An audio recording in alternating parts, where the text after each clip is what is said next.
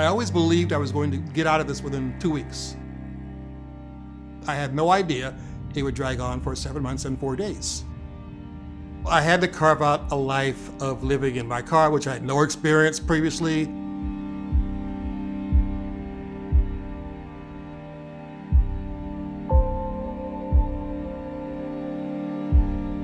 As a result of losing his job, Larry found himself having to move out. He drained through all his cash and was left to living in his car and, trying to get into housing. I knew I had to park someplace at night that was safe. I knew I had to eat.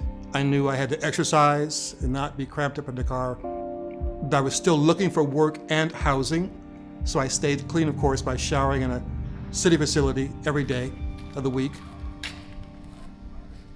I didn't have the energy to really do as much as one ordinarily would do in job search or housing search. In the evening, I would go to the public library and go online with their computers and look for work. I'm assuming the other candidates for whatever position of housing or employment were fresher in appearance than me. And when I would go out for interviews, I must have looked in some way bad because I got rejected and rejected and rejected. Karen was the first one that really broke through.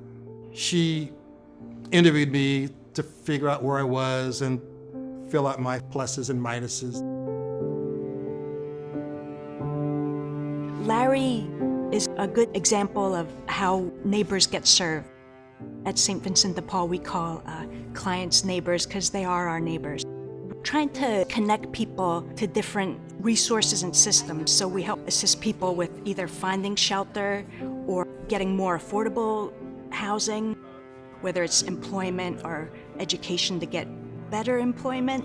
And tomorrow you might have a better chance to get some bag to put the clothing in, or a backpack or duffel bag or something.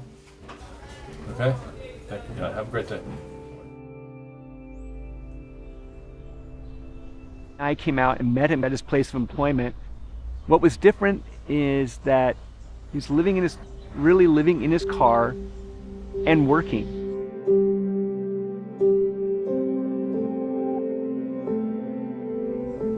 So we went over his budget with him.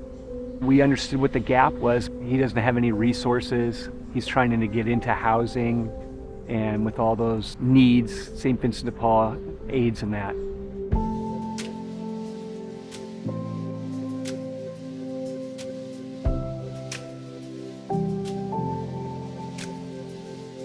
Sharing your gifts with the less fortunate. I promise you the joy you receive from helping your neighbor far outweighs any time or treasure donated. The amount of caring money they gave was huge in that it changed my life. A lot of times you can do something to help someone that's not really big to you, but it's huge to them.